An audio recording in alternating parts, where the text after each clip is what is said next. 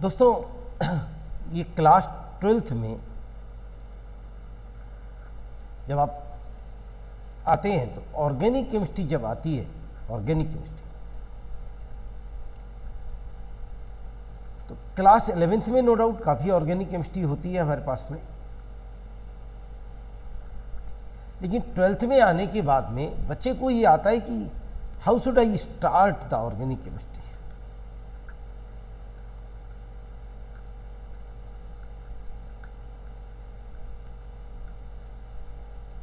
बहुत सारी चीज़ें ऑर्गेनिक में घूम के चलती हैं।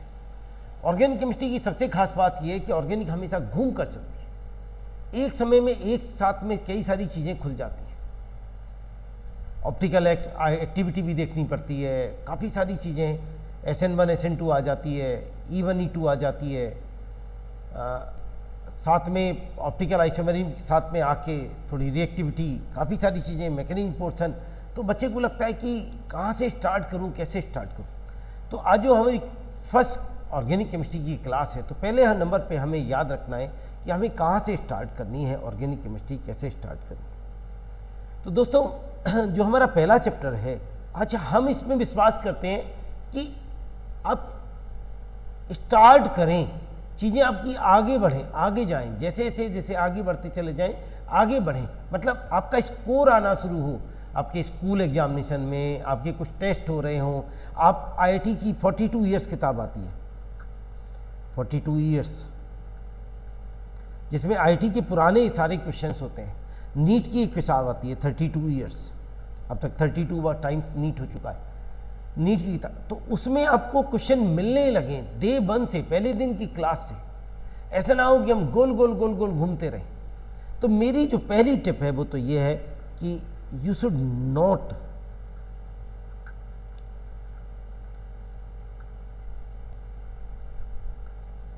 start with IUPAC। आपको IUPAC से स्टार्ट नहीं करना चाहिए। आप में बहुत सारे कहेंगे sir IUPAC is very important, which is not important. सब कुछ इंपॉर्टेंट है, कौन इंपॉर्टेंट नहीं है बताइए। यहाँ पे इस दुनिया में क्या चीज़ इंपॉर्टेंट नहीं है, आपको सब कुछ आना चाहिए। लेकिन IUPAC में आप अपनी एनर्जी लगा दें। लोग 15-15 दिन IUPAC पढ़ते रहते हैं साहब, क्लास 12th में आने के बाद में। आप नहीं कर सकते इतना, अपने आप में ही अपने आप चलने लगेगा। IUPAC खुद से आएगी। IUPAC एक प्लांट होता है, किसी दुनिया के किसी कंपाउंड का प्लांट नेम है IUPAC नेम, तो बहुत आसानी से सीख जाता है। सबसे ज़्यादा समस्या कॉमन नेम में आती है, ट्राइबल नेम जो होता है उसमें बड़ी समस्या होती है, वो हमें दिमाग में आना मुश्किल होता है। तो दोस्तों ज़्यादा वो नहीं करके स्टार्ट करते हैं ऑर्गेनिक केमिस्ट्री को कि कहाँ से स्टार्ट करना। तो क्योंकि हमारा जो टॉपिक होता है, पहला टॉपिक वो होता है क्लास 12th में alkyl halide and aryl halide, ये टॉपिक होता है।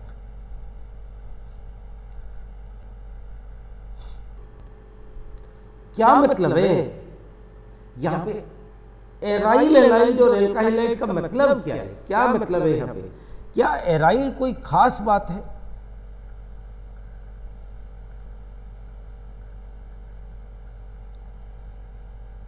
जब कार्बन पे एक हेलोजन जुड़ा होता है, ये कार्बन और ये हेलोजन जुड़ा हुआ है,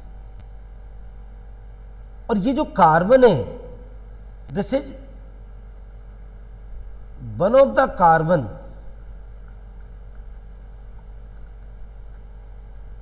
of benzene ring. Benzene ring में जो 6 कार्बन होते हैं,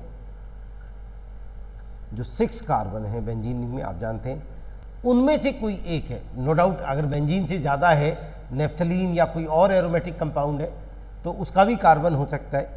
अभी तो हम बहुत नॉर्मल सी बात कर रहे हैं। तो one of the carbon of benzene ring, benzene ring के वन ऑफ द कार्बन का कार्बन है ये वाला कार्बन।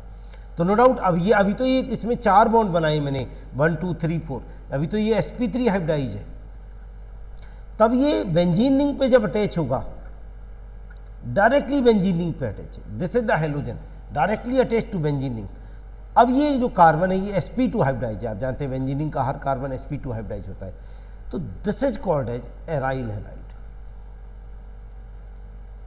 ये एराइल है, बाकी सब एल्काइल है।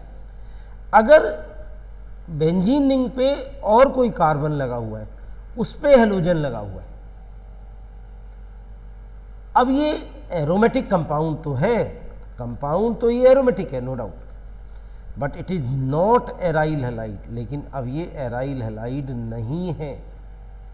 एराइल हैलाइड कब है? जब ये हेलोजन जो है डायरेक्टली बेंजीन रिंग पे जुड़ा हुआ है। तो सबसे पहले आपको ये समझ में आया कि एराइल का क्या मतलब है, बाकी सब एल्काइल है। आगे बढ़ते हैं। तो जब एराइल को अलग से लिखा गया है, एल्काइल वर्सेज एराइल हैलाइड, मतलब वर्सेज नहीं, क्षमा एंड एराइल हैलाइड, तो क्या एराइल हैलाइड में कोई खास बात होती है?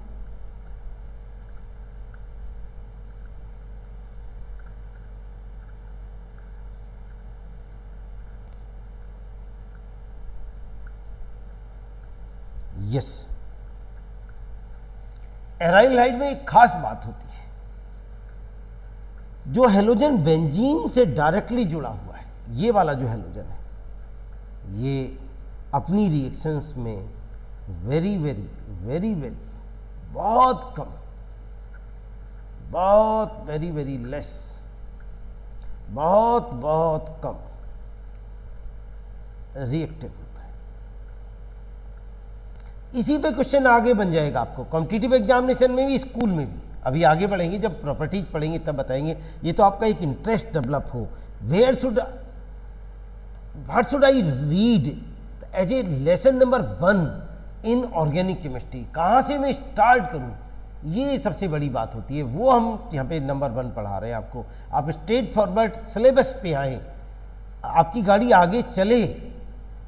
हाँ जी सर, जैसे फॉर एग्जाम्पल अगर कोई एल्काइल हैलाइड है, कोई हेलोजन किसी और कार्बन से जुड़ा हुआ है बेंजीन रिंग से नहीं जुड़ा है, फॉर एग्जाम्पल जैसे CH3 से जुड़ा हुआ है, या फिर ऐसे जुड़ा हुआ है, या फिर ऐसे जुड़ा हुआ है, ऐसा कोई हेलोजन है हमारे पास, जैसे sp3 हाइब्रिडाइज्ड कार्बन, और इस पे मैं एक्वस NaOH डाल दूँ या एक्वस KOH डाल दूँ, तो फौरन से इस X की जगह OH आ जाएगा। लेकिन अगर मैं बेंजीन रिंग के हेलोजन पे एक्वस NaOH डाल दूँ, नो रिएक्शन, ये रिएक्शन नहीं देगा सर। ये बड़ी बात है। मतलब अगर कोई आपको ऐसे बना दे और अब आपसे एक्वस NaOH रिएक्ट करा दे, तो एराइल वाले पोर्शन को रिएक्ट नहीं कराएंगे। मैंने अभी आपको प्रॉपर्टी नहीं पढ़ा रहा हूं, याद रखिए। मैं तो आपको ये समझाने की कोशिश कर रहा हूं कि एल्काइल और एराइल का मतलब क्या है, आखिर क्यों चैप्टर में एराइल आया है साथ में। I hope this was the topic number 1, आपको समझ में आएगा। मैं आपके साथ में एक क्वेश्चन डिस्कस करूंगा। This was KBBY examination question 2011 का KBBY एग्जामिनेशन का क्वेश्चन है ये। उन्होंने क्या किया, मैं क्षमा चाहता हूँ, थोड़ा सा आपको एक और टॉपिक यहाँ पे लगाना पड़ेगा जो मैं आपके साथ भूल गया था, ये यहाँ पे। और उन्होंने इस पे क्या करा, KCN लगा दिया, एक यहाँ सॉल्वेंट लिख दिया। अभी आप सॉल्वेंट के चक्कर में नहीं पड़िए, DMSO इसका कोई यूज नहीं। उन्होंने पूछ लिया प्रोडक्ट क्या आएगा, तो KOH की जगह KCN, तो CN रिएक्ट करेगा। ऑब्जेक्टिव में सबसे बड़ा फायदा ये होता है कि ऑल्टरनेट मौजूद होते हैं, हमें मालूम पड़ जाता है। तो एक बात तो पक्की है कि ये आयोडीन तो रिएक्ट करने वाला नहीं है, क्योंकि ये एराइल है। ये आयोडीन आपका एराइल है और एराइल रिएक्ट नहीं करता। मैं क्षमा चाहता हूं, मैं भी बताऊंगा आपको, ये विनाइल है, डबल बॉन्डेड कार्बन पे, ये भी रिएक्ट नहीं करता। तो अगर कोई रिएक्ट करेगा तो श्रीमान जी ये सच रहेगा, बस इतनी बात है, ये कोई भी सॉल्वेंट हो उससे कोई फर्क नहीं पड़ेगा। ऐसे ही मैं आपको एक क्वेश्चन दिखाऊं, हालांकि हम उस क्वेश्चन को पूरा नहीं कर पाएंगे यहाँ पे अभी, क्योंकि हम ज़्यादा नहीं जानते उसके बारे में।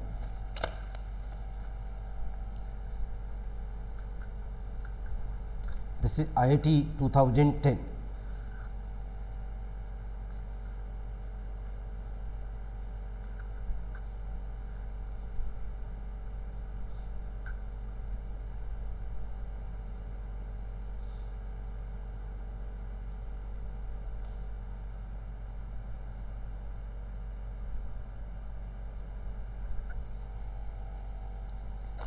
और उन्होंने यहाँ पे आपके लिए क्या किया, ये एक ब्रोमीन, मुझे एग्जैक्टली नहीं याद कि ब्रोमीन ही थे दोनों, एक ब्रोमीन एक क्लोरीन एक आयोडीन, ऐसे कुछ भी हो सकता है। अभी आप ये भी नहीं जानते हो ये क्या बनाया है। मैं मान के चलता हूँ आपने 11th में नहीं पढ़ा कि भाई ये हमने क्या बनाया, आपको इससे ज़्यादा मतलब नहीं है। हम तो पहली क्लास स्टार्ट ले रहे हैं, आपको पहला टॉपिक पढ़ रहे हैं, एराइल किसे कहते हैं। एक सॉल्वेंट DMF लिया, हमें सॉल्वेंट से यहाँ पे कोई मतलब नहीं है। PHONA, पीएच बेंजीन को कहते हैं, सोडियम फिनॉक्साइड से रिएक्शन करा दिया, ये कंपाउंड है। अब आपको मालूम है क्या प्रोडक्ट बनेगा, ये तो रिएक्ट नहीं करने वाला, ये तो एराइल है, इतनी बात आप समझते हैं। ये नहीं रिएक्ट करने वाला। जो 4 ऑप्शन थे, एक ऑप्शन ऐसा था, अच्छा, और जब ऑब्जेक्टिव होता है तो उसकी सबसे बड़ी प्यारी बात ये होती है कि आपको ये भी मालूम पड़ जाता है कि वो क्या कराना चाहता है। कितनी मज़े की बात है। तो 4 ऑप्शंस में से 2 ऑप्शन तो ऐसे हैं, आपको किताब में मिल जाएगा ये क्वेश्चन, जहाँ पे उसने दोनों को रिएक्ट करा दिया, यहाँ भी OPS लगा दिया, यहाँ भी OPS। आप जानते हैं ये नहीं बनेगा क्योंकि ये तो रिएक्ट नहीं करेगा। एक ऑप्शन में उसने ऊपर वाले को रिएक्ट नहीं कराया, केवल नीचे वाले को ही रिएक्ट करा दिया, इसको तो ऐसा छोड़ दिया। ये Br का Br, मैं क्षमा चाहता हूँ, हो सकता है वहाँ पे आयोडीन हो या क्लोरीन हो या कुछ हो। मेरा पर्पज केवल आपके अंदर एक कॉन्फिडेंस डेवलप करना है। 2 ऑप्शंस में उसने क्या किया कि इसको चेंज नहीं किया, बस ये क्या किया उसने कि यहाँ पे जो H था और ये OPH लगाया। तो देखिए इसे कहते हैं बेज, ये जो बनाया था बेज, और इसे कहते हैं डैश। बेज और डैश को एस सच रखा जैसे कि क्वेश्चन में था, और रिएक्शन करा दी, OPH बना दिया Br की जगह। और चौथे ऑप्शन में उसने क्या किया कि इसको उसने उल्टा कर दिया, यहाँ पे CH3 कर दिया बेज पे, और डैश पे H कर दिया, और ये भी OPH। तो ये बात तो आप समझ गए कि इधर द आंसर इज बी, वो C, और द आंसर इज D। इन दोनों में से कोई आंसर है। दोस्तों अगर ये एस सच रहा जैसे था तो इसे रिटेंशन कहते हैं। अभी आएगा थोड़ी बात, चिंता मत करिए, जिस दिन रिटेंशन पढ़ाऊंगा तो रिटेंशन ही पढ़ाऊंगा। जब अगर ये उल्टा हो जाता है तो इसे इन्वर्जन कहते हैं। हमें ये देखना था कि इज दिस रिटेंशन और इन्वर्जन। बहुत सारे लोग इसमें सॉल्वेंट का इस्तेमाल करेंगे, नो, एक्चुअली रिटेंशन अकेला होता ही नहीं है। अगर ये रिएक्शन SN1 के थ्रू हो रही होती तो रिटेंशन और रेसिमाइजेशन व इन्वर्जन दोनों होते, तो 2 प्रोडक्ट तो पॉसिबल ही नहीं, क्योंकि सिंगल चॉइस क्वेश्चन था, सिंगल चॉइस क्वेश्चन था ये। तो अगर कोई पॉसिबिलिटी यहां बनती थी तो वो केवल इन्वर्जन की बनती थी। वैसे बहुत जल्दी है कि हम यहाँ पे रिटेंशन इन्वर्जन की बात करें। मेरा एक मकसद था कि आप ये समझ पाएँ कि एराइल किसे कहते हैं। तो हमने टॉपिक नंबर 1 में ये समझा, टॉपिक नंबर 1 जो हमने पढ़ा आज का, वो ये समझा एराइल किसे कहते हैं, क्या खास बात होती है एराइल में, और आपने इसका जवाब बनाया। एराइल किसे कहते हैं, आपने जवाब बनाया जब हेलोजन, एराइल हैलाइड की बात कर रहे थे, एराइल हैलाइड किसे कहते हैं, जब हेलोजन बेंजीन रिंग से या किसी और एरोमेटिक रिंग से, क्षमा चाहता हूँ, आप में से कोई कहे कि साहब और भी तो एरोमेटिक रिंग होती है, नेप्थलीन की होती है, या कोई भी बहुत सारी, पेरिडीन भी बहुत सारे आप जानते हैं। तो हमें तो एक जनरल स्टार्ट लेना है साहब, एक छोटा बच्चा चलना सीखता है साहब, घुटमन घुटमन, फिर पैर पे खड़ा होता है, फिर कल को थोड़ा तेज दौड़ता है। तो ऐसा नहीं है कि पहले दिन ही उसे आप 100 मीटर की रेस में दौड़ाने की कोशिश करें। लेकिन याद रखिए, जैसे मित्तल सर क्लास, आप डे 1 से, पहली क्लास से आप अपने रास्ते पर हैं, आप सीख रहे हैं। अब आप अगर 42 ईयर किताब या कोई एनसीईआरटी का या कुछ, आप में से कोई ही नहीं कह सकता मैं नहीं जानता। यस, मैं एक चीज़ जानता हूँ, मैं जानता हूँ एराइल किसे कहते हैं। क्या खास बात हो, जब हेलोजन बेंजीन रिंग पर डायरेक्टली जुड़ा हो,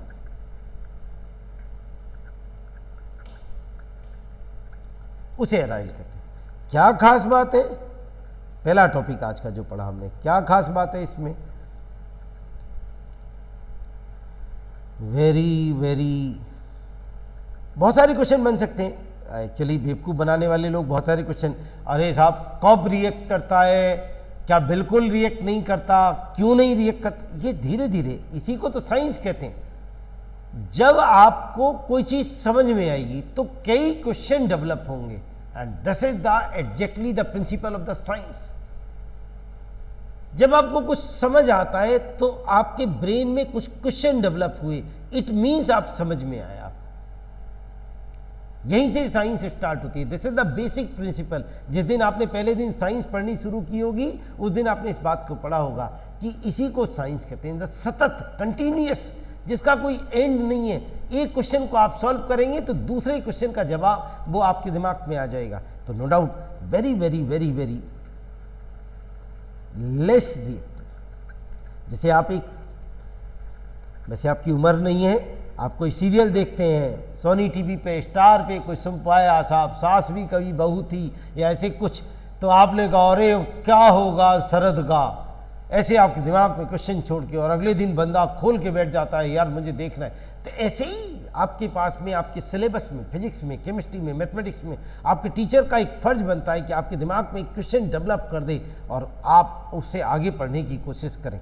तो very very very very less reactive, बहुत कम रिएक्टिव होते हैं एराइल। और क्यों कम रिएक्टिव होते हैं वो अभी सीखेंगे। तो दिस वाज द कि कैसे स्टार्ट करें हम ऑर्गेनिक केमिस्ट्री को, एल्काइल और एलाइड। दोस्तों जो एल्काइल हैलाइड है हमारे पास में,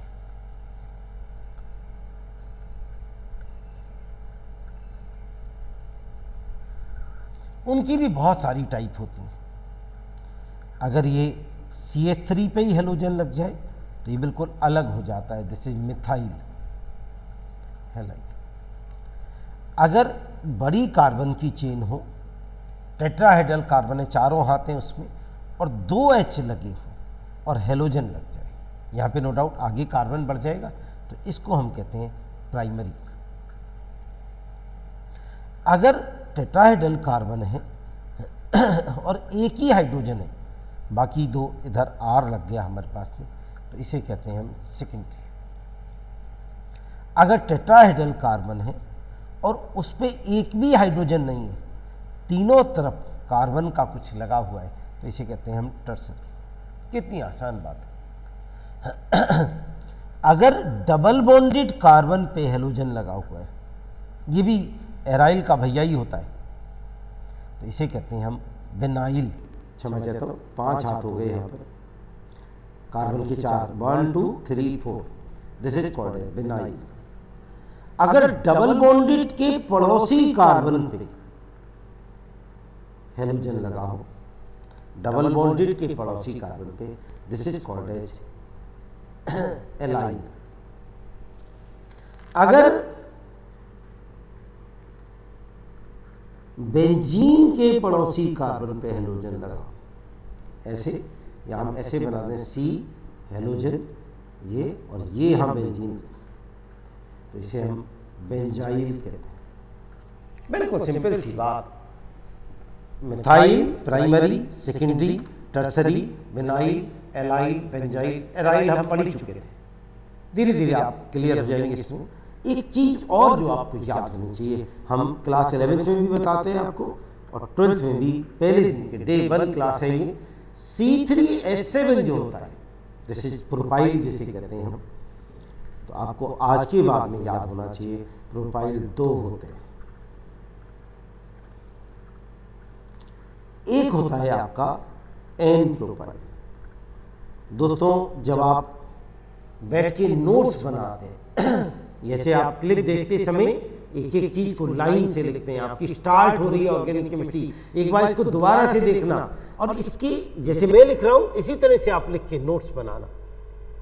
आपका प्लेन चल पड़ेगा, गाड़ी चल पड़ेगी, एक दिन आप किसी को भी बीट कर देंगे। गाड़ी चल पड़ी साहब, चलनी चाहिए लगातार, कंटिन्यूअस। आप एक कदम आगे बढ़ गए हैं ऑर्गेनिक केमिस्ट्री में। प्रोपाइल 2 होते हैं, एन प्रोपाइल। यहां पे कोई ग्रुप लगेगा, मतलब आपसे कोई कहे n propyl bromide, common naming ऐसे बनती है, आईयूपीएसी बनाना आसान होता है, तो यहां पे आप ब्रोमीन लगा दीजिए। किसी ने कहा आपसे एन प्रोपाइल एल्कोहल, हमने कहा ओके, यहां पे आप OH लगा दीजिए। ऐसे जो भी कहे, एन प्रोपाइल अमीन तो यहाँ NH2 लगा दीजिए, एन प्रोपाइल साइनाइड तो यहाँ CN लगा दीजिए। ऐसे ही प्रोपाइल 2 होते हैं, एन प्रोपाइल और एक होता है आइसोप्रोपाइल। और क्या मजे की बात है साहब कि आइसोप्रोपाइल को ही सेकेंडरी प्रोपाइल कहा जाता है। आइसो और सेकेंडरी अलग अलग होते हैं, लेकिन प्रोपाइल में अलग अलग नहीं होते। प्रोपाइल में ये दोनों सेम होते हैं, बाकी सब जगह आइसो और सेकेंडरी आपको अलग अलग दिखाई देंगे। दिस इज द आइसो और सेकेंडरी प्रोपाइल। आपसे कोई कहे आइसो प्रोपाइल ब्रोमाइड, तो यहां पे Br लगा दीजिए। आपसे कोई कहे आइसो प्रोपाइल एल्कोहल, तो यहां OH लगा। कितना आसान। आज के बाद याद रखना चाहिए, प्रोपाइल 2 होते हैं, n propyl, iso propyl and secondary propyl same होते हैं। धीरे धीरे ऑर्गेनिक आपके उस पर आ जाएगी साहब। सिमिलरली दोस्तों C4H9, दिस इज ब्यूटाइल। इस पे IIT 2014 में एक पूरा क्वेश्चन था इस छोटे से टॉपिक पे। ब्यूटाइल 4 होते हैं। इसी से आपको आइसोमर बनाने आएंगे, बड़े आसानी से बना पाएंगे। ब्यूटाइल 4 होते हैं। पहला होता है एन ब्यूटाइल, जैसे CH3 CH2 CH2 CH2, यहां पे अपने खाली जगह छोड़ दें। जैसे आपसे कोई कहे एन ब्यूटाइल एल्कोहल, तो यहां OH लगा दीजिए। कोई कहे एन ब्यूटाइल ब्रोमाइड, तो यहां Br लगा दीजिए। एक होता है आपका आइसोब्यूटाइल,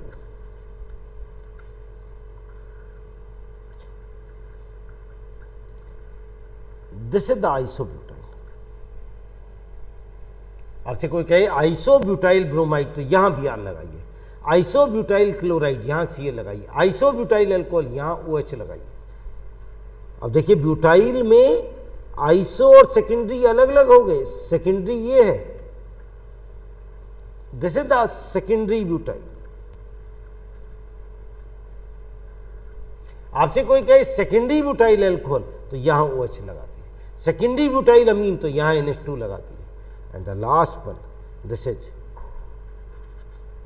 आपको अपने आप ही अपने दिमाग में आपके में आ रहा होगा, this is the tertiary butyl. और दोस्तों इसी को हम कहते हैं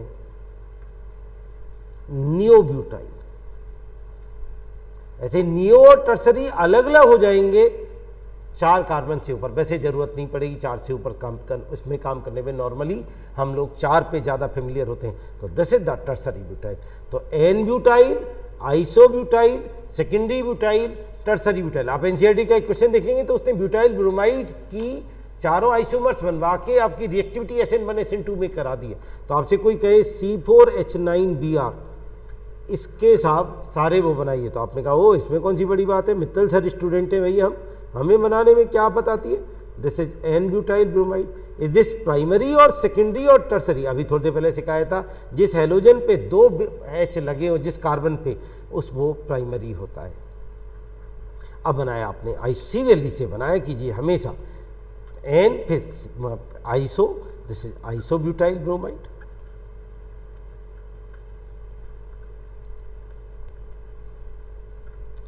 सेकेंडरी है, नो इट इज प्राइमरी। देखिए फिर आपने कहा this is the secondary butyl bromide.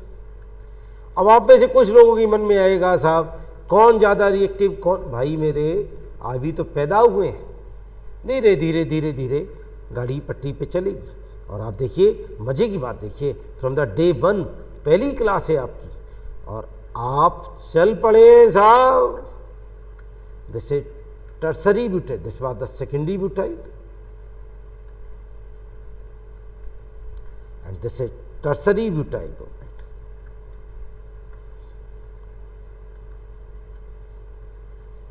चार आपके पास बन गए और आप देख रहे हैं ये सेकेंडरी है और क्योंकि इस पे कार्बन पे कोई भी एच नहीं है, जहाँ पे हेलोजन लगा है तो ये टर्सरी है। प्राइमरी, सेकेंडरी, टर्सरी, बिल्कुल आसान, कहीं कोई बड़ी बात नहीं। पहली छोटा सा एक लेसन आपने पढ़ा थोड़े से मिनट का और फिर एक दूसरा लेसन आपको दिखाएंगे जहाँ पे इससे आगे चलेंगे। लेकिन मेरी आपसे रिक्वेस्ट है और आप जानते हैं आप मेरी बात को मानेंगे, मुझे मालूम है कि आप इनके नोट्स बनाएंगे। एक जैसे आप वीडियो देखेंगे देख देख के आपको लिखेंगे और मैं उम्मीद करता हूँ कि ऐसे जब लेसन पढ़ने के बाद में आज से कुछ महीने बाद हम ऑर्गेनिक केमिस्ट्री के बादशाह कहलाएंगे। लोग आपको पसंद करेंगे कि अरे ऑर्गेनिक की प्रॉब्लम है, उससे पूछ आपके नाम को लेके कहेंगे, आप उसे पहचान पाएंगे। जैसे आप एक कंप्यूटर चलाते हैं, मोबाइल चलाते हैं, शुरुआत में मोबाइल चलाने में दिक्कत आती है, बाद में आप उसके एक्सपर्ट हो जाते हैं। ऐसे ही गाड़ी चलाते हैं, स्कूटी चलाते हैं, आज आपने स्टार्ट लिया है और कल को आप उसके एक्सपर्ट कहलाएंगे। ये सब इसमें आप रमा हो जाएंगे, छोटी छोटी चीज़ें धीरे धीरे बढ़ेंगी। थैंक यू दोस्तों, लव यू।